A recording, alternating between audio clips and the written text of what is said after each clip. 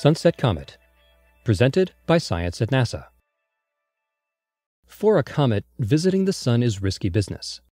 Fierce solar radiation vaporizes gases long frozen in the fragile nucleus, breaking up some comets and completely destroying others.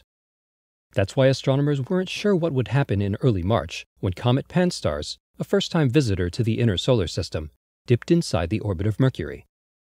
On March 10th, NASA's Stereo B spacecraft watched as the comet made its closest approach to the Sun only 28 million miles away. At that distance, the Sun loomed 3 times wider and felt more than 10 times hotter than it does on Earth. This just in, the comet survived. Still intact, Comet Pan-STARRS is emerging from the Sun's glare into the sunset skies of the northern hemisphere. Solar heating has caused the comet to glow like a star of second magnitude, as bright as the stars of the Big Dipper. Bright twilight reduces visibility, but it is still an easy target for binoculars and small telescopes 1 to 2 hours after sunset. Discovered in June 2011 by astronomers using the Pan-STARRS survey telescope atop the Haleakala volcano in Hawaii, the comet is paying its first visit to the inner solar system. It hails from the Oort cloud, a deep space reservoir of comets far beyond the orbit of Pluto. Because Comet Pan-STARRS is a newcomer, astronomers didn't know what to expect. Now they know. It is a gorgeous comet, one of the brightest in years, says astronomer Matthew Knight of the Lowell Observatory.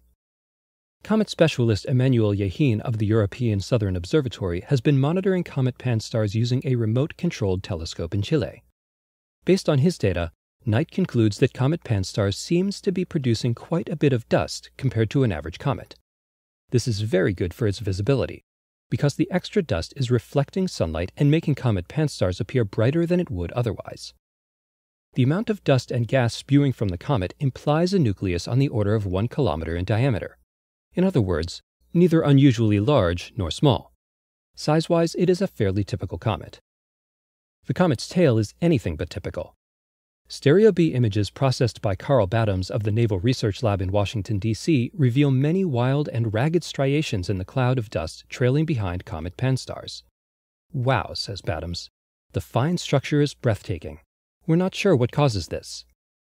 Possibilities include irregular outgassing in the comet's core, fragmentation events, and interactions with the gusty solar wind. The comet is now receding from Earth. It will slowly dim as it heads back into deep space. Ironically, though, its visibility will improve for a while as it heads into darker skies away from the Sun. It might even become a naked eye object in the closing weeks of March. Step outside after sunset, face west, and take a look.